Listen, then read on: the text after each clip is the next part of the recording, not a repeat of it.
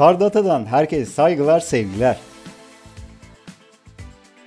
Murat Güler'in başında olduğu ekipçe tasarlanan Ford Focus 2'nin makyajlı versiyonu 2007 yılında Almanya'da tanıtıldıktan sonra 2008 yılında ülkemizde satışa sunuldu. Mazda 3 ve Volvo S40'ın da üretildiği Ford'un C1 platformunda Almanya, İspanya, Arjantin, Rusya, Filipinler, Tayvan ve Venezuela'da üretilen Focus'un ikinci nesil makyajlı kasası 2011 yılına kadar ülkemizde yaklaşık 80 bin adet satıldı. Focus'larda çok sayıda motor kullanılmış olsa da ülkemizde 1.6 litrelik motorları yaygın. Bunların benzinli ve atmosferik olanlarının düzü 100 beygir gücünde, değişken sübaplı olanları ise 115 beygir gücünde. Ortalama yakıt tüketimleri şehir içerisinde 8.7 litre olarak belirtilmiş olsa da şehir içi pratik kullanımlarda 10 litre seviyelerinde yakıt tüketiyorlar. Buradaki ayrıntı 115 beygirlik modifikasyon daha güçlü olmasına rağmen teknolojisinden dolayı biraz daha az yakıt tüketebiliyor. 0-100 hızlanmaları 100 beygirliklerde 12, 115 beygirliklerde 11 saniyeye yaklaşıyor. Focus 2'lerde daha yaygın olan motor TSA grubundan satın alınan 1.6 litrelik dizel motor. Bunların küçük turboluları 90, büyük turboluları 110 beygir güç üretebiliyor ve şehir içi yakıt tüketimleri 6 ila 6.5 litre arasında değişiyor. Makyajsız kasada satılan CVT şanzımanlı dizel otomatikler makyajlı kasada çok nadir getirildi. Makyajlı kasada otomatik alacaksanız çoğunlukla benzinli motorlar karşınıza çıkacaktır ve bunlarda kullanılan 4 ileri tam otomatik şanzıman yakıt tüketimini biraz artırıp performansı biraz düşürse de hem geçiş hassasiyeti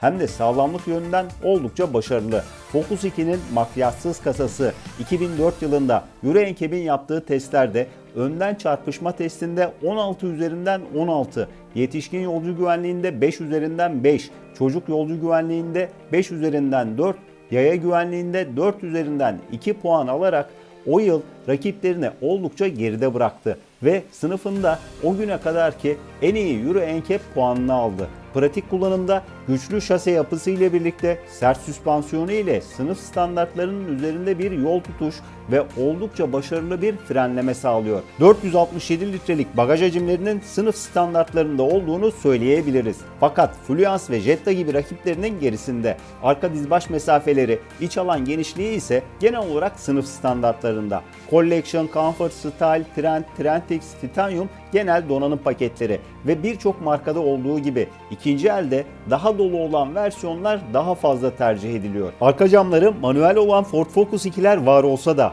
opsiyonları ile satın alınmış titanyum donanımlarında sunroof, anahtarsız giriş ve çalıştırma, hız sabitleyici, makam perdesi, far yağmur sensörleri, start stop, çift bölmeli dijital klima, adaptif farlar, refakatçi aydınlatma, kararan dikiz aynası, soğutmalı torpido gibi özellikler bulunabiliyor.